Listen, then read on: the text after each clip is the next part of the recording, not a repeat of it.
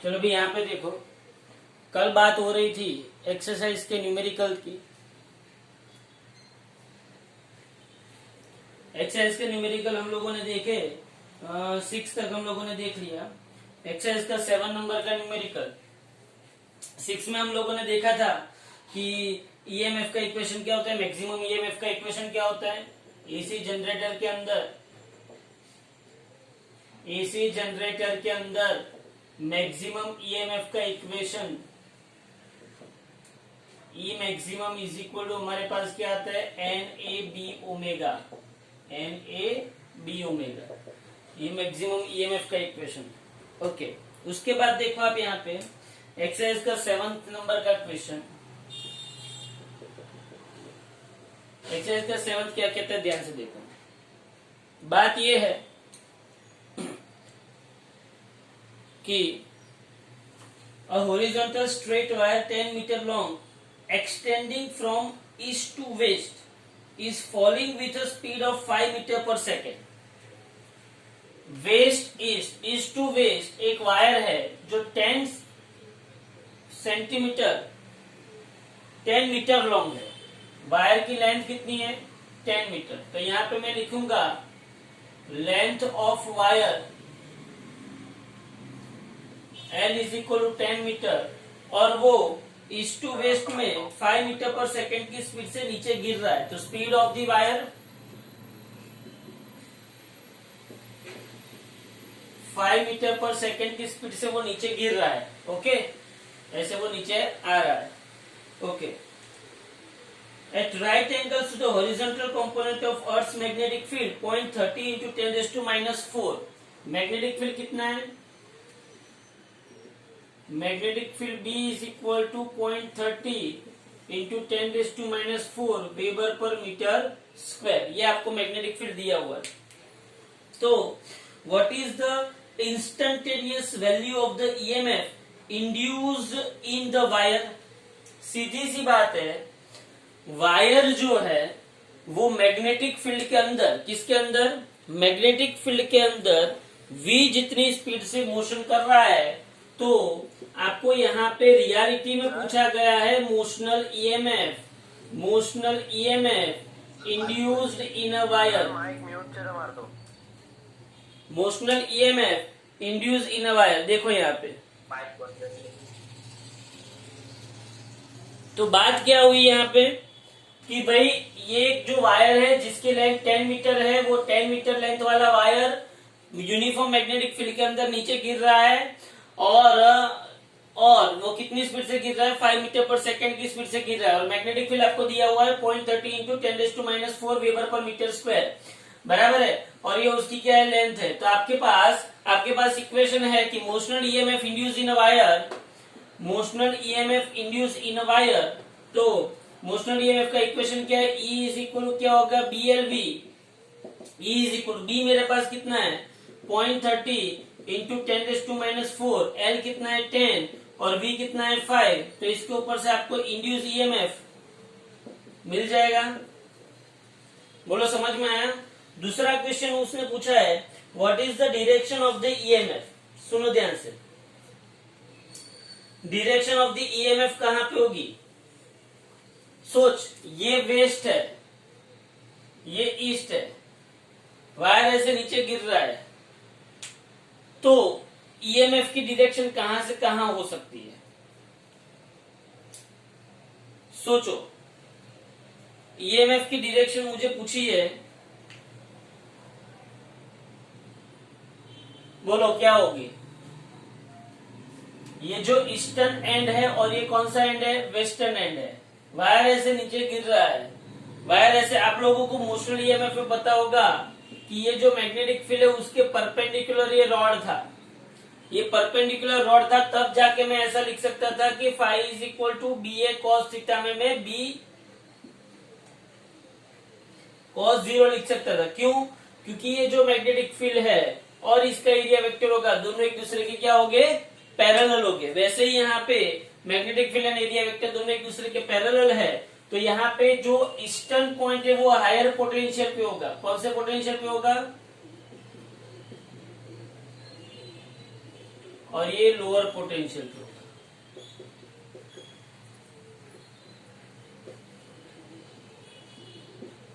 Okay, तो exercise का क्या हो गया, 7th हो गया।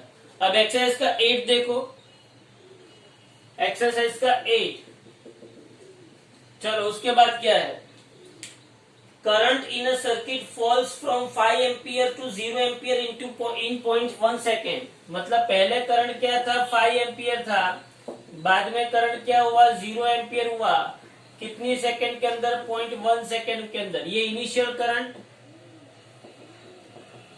ये इनिशियल करंट, ये कौन सा करंट, ये फाइनल करंट, और ये क्या हुआ, टाइम आपको पता बताया गया है।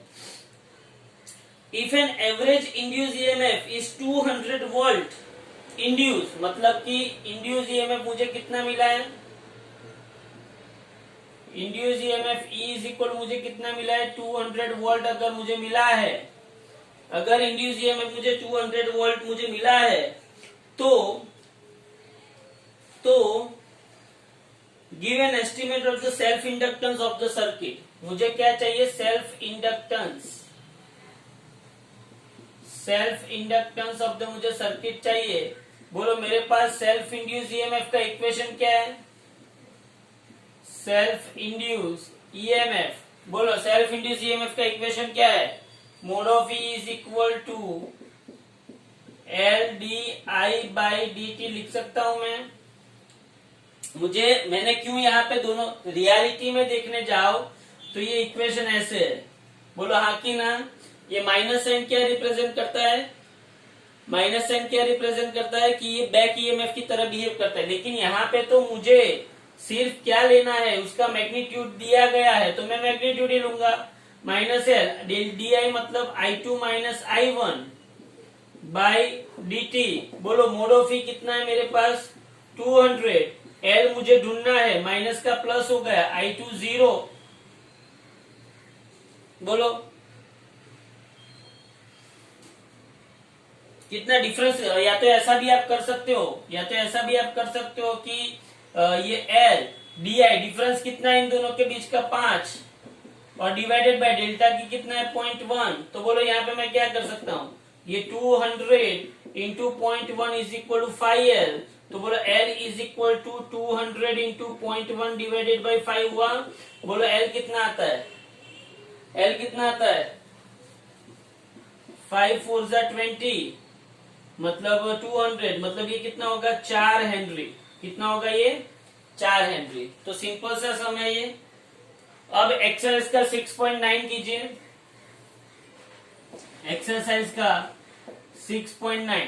ये छोटे छोटे सम है, एमसीक्यू के अंदर आते ही, ये याद रखना, ये छोटे छोटे सम एमसीक्यू के अंदर आने वाले सम है। ये सब एमसीक्यू वाले सम है, इसमें कभी भी इतना 3 मार्क में पूछे जाएंगे या तो ऐसा कुछ नहीं आएगा। उसके बाद देखो एक्सरसाइज का 9, a pair of adjacent coil has mutual inductance 1.5 Henry. Mutual inductance आपको दिया हुआ है, म्यूचुअल इंडक्टेंस आपको दिया हुआ है 1.5 हेनरी। ओके चलो fine.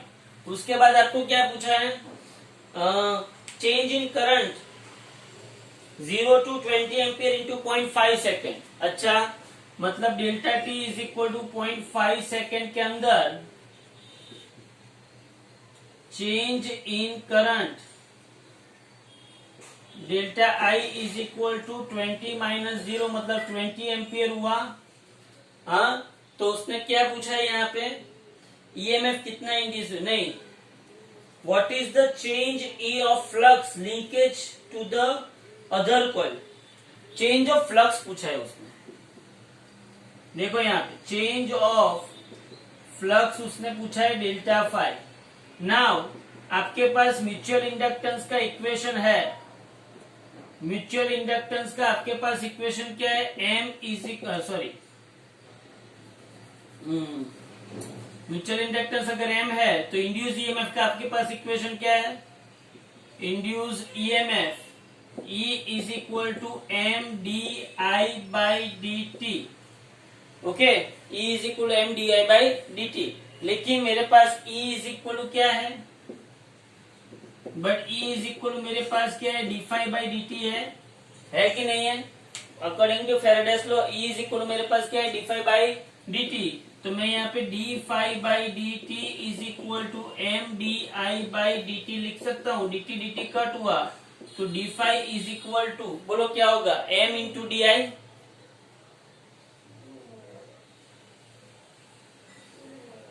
D phi is equal to क्या होगा, एम इंटू डी आई। चलो बोलो, D phi is equal to M कितना है 1.5 और ये 0.5 कितना होगा 0.75।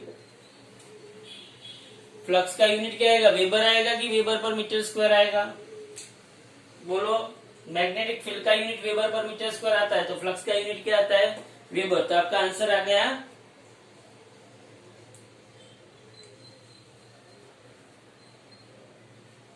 1.5 एम इंटू डी आई। सुनो पहले, sorry, M into D I, M कितना है 1.5 और डी आई कितना है 20। 1.5 इंटू 20 तो 15 टू 30, तो यहाँ पे क्या आएगा 3 वेबर आएगा। ओके, तो उसके बाद देखो क्या हुआ, बोलो उसके बाद क्या हो? ये एक्सरसाइज का 6 हो गया, 7 हो गया, 8 हो गया और 9 हो गया। एक्सरसाइज के 6, 7, 8, 9 हो गए। अब उसके बाद देखो, अब एक्सरसाइज का 10 लेते हैं, चलो ध्यान से।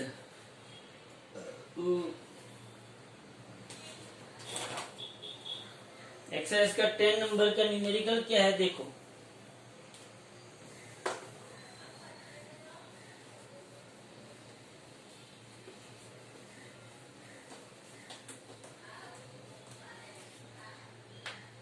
देखो यहाँ पे,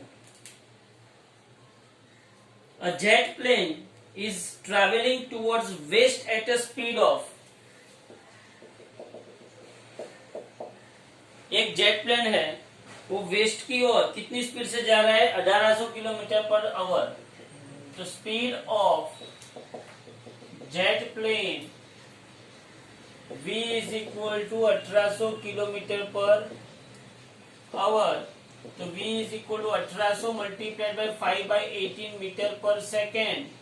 तो बोलो v इज इक्वल टू कितना होगा, 100 multiplied by 5 metre per second. तो v is equal to 500 metre per second. ये jet plane, okay.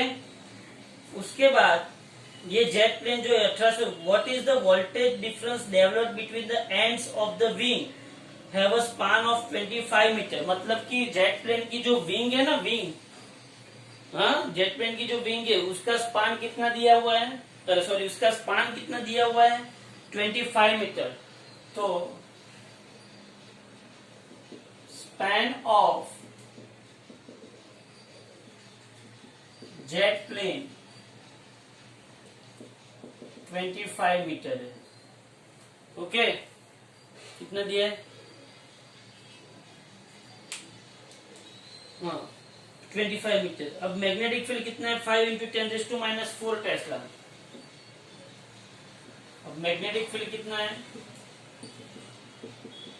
5 into 10⁻⁴ Tesla. तो उसने क्या पूछा हुआ है, अच्छा यहाँ पे एंगल ऑफ डीप दिया है 30 डिग्री का, ओके। तो एंगल ऑफ डीप अगर 30 डिग्री का दिया है तो उसका vertical component of magnetic field क्या होगा, यहाँ पे एंगल ऑफ डीप,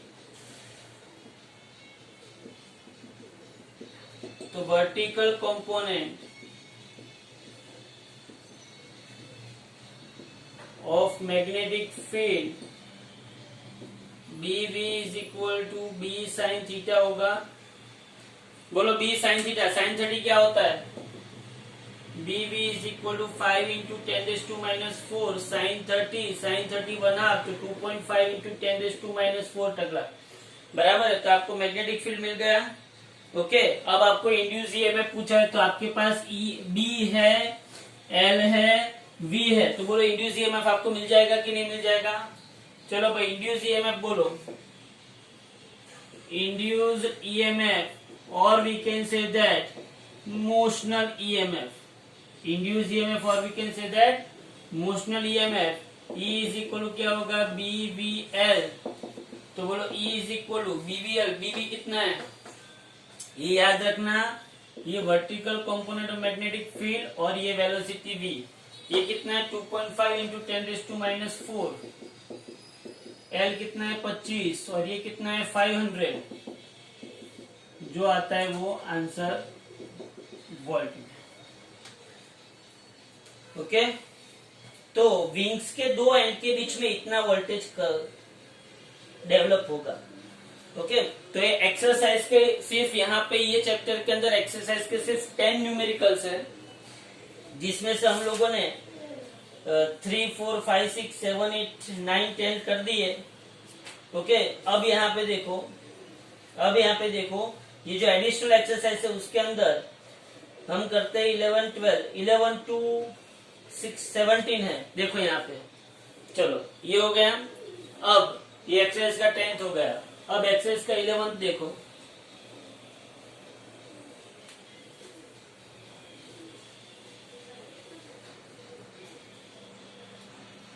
एक्सरसाइज का 11,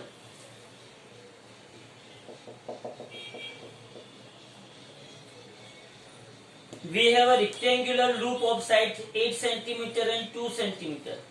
चलो, लेंथ ऑफ द लूप क्या है,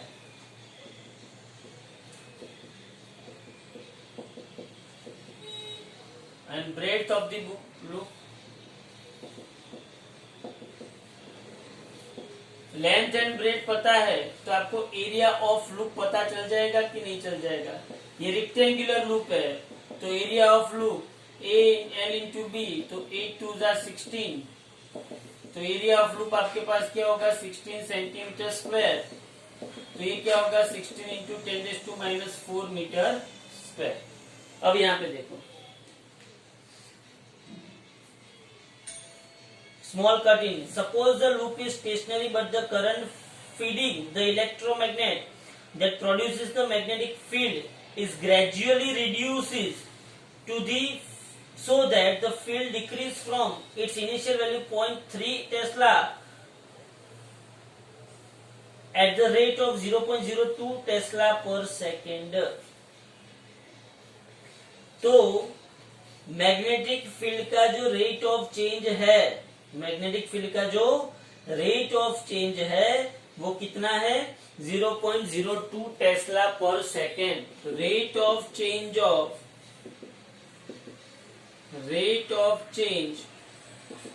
of magnetic field dB by dt is equal to 0.02 Tesla पर second.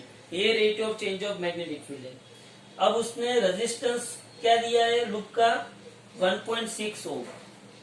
Resistance of loop R is equal to 1.6 ohm उसने दिया हुआ है। तो how much power is dissipated by the loop as heat and what is the source of power.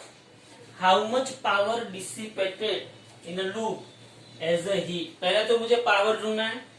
Power का equation मेरे पास क्या है, P is equal to dissipated power. Dissipated power P is equal to I square. तो I मुझे चाहिए, I अगर मुझे चाहिए तो पहले तो मुझे ये बात बताओ, ये आपको dB by dt दिया हुआ है, ये एरिया दिया हुआ है, तो क्या आप इंड्यूस्ड ईएमएफ इन लूप ढूंढ सकते हो कि induced EMF in a loop according to Faraday's law आपको डेटा जो दिया है ना उसके ऊपर से ही पता चल जाना चाहिए कि भाई E इज इक्वल टू क्या है मेरे पास d∅ by dt। E is equal to d by dt। Phi is equal to क्या है BA। Phi is equal to BA। तो बोलो E इज इक्वल टू क्या होगा, A कांस्टेंट है तो यहाँ पे d by dt of B यहाँ पे लिख देना है कि एरिया इज कांस्टेंट। तो बोलो E इज इक्वल टू क्या होगा, एरिया कितना है 16 इंटू 10⁻⁴ और dB बाई dt कितना है 0.02। तो आपको ई कितना मिलेगा, ये 2 डिवाइडेड बाई 100, 16 दूना 32, 32 मतलब 0.32 10⁻⁻, ये ईएमएफ मिला। बराबर। अब यहाँ पे देखो, current passing through the loop, current induces I is equal to कितना होगा, ई बाई आर। ई कितना है 0.32 इंटू 10⁻⁴। आर कितना है मेरे पास 1.6। चलो 0.32 डिवाइडेड बाई 1.6 कितना होगा, 32 बाई 100 और 16 बाई 10, 16 टू जा 32। ओके, ये 2 और ये 10 ऊपर गया, 100 नीचे आया, मतलब ये 0.2 इंटू 10⁻⁴ एम्पियर ये करंट पास होगा। भाई मुझे करंट मिल गया, मुझे ईएमएफ मिल गया, तो बोलो डिसिपेटेड पावर कितना होगा, dissipated power P is equal to क्या होगा, I²R। तो बोलो power P is equal to I² मतलब 0.2 इंटू 10⁻⁴ का स्क्वायर, और R कितना है, बोलो डिसिपेटेड पावर 0.2 इंटू 10⁻⁴, और R कितना है 1.6।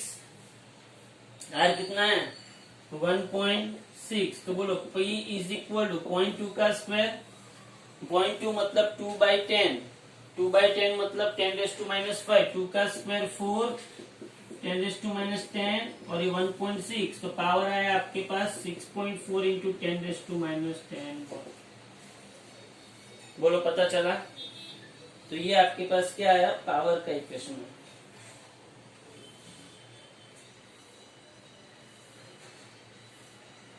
बोलो पता चला है। देख लो एक बार यहाँ पे क्या हो रहा है, आपको लूप दी थी, उसके अंदर कट दिया था, उसके अंदर मैग्नेटिक फील्ड का चेंज दिया था, वो चेंज आपको यहाँ पे पता चला। सिंपल मैंने ईएमएफ ढूंढ लिया, फिर मैंने करंट ढूंढ लिया, और उसके बाद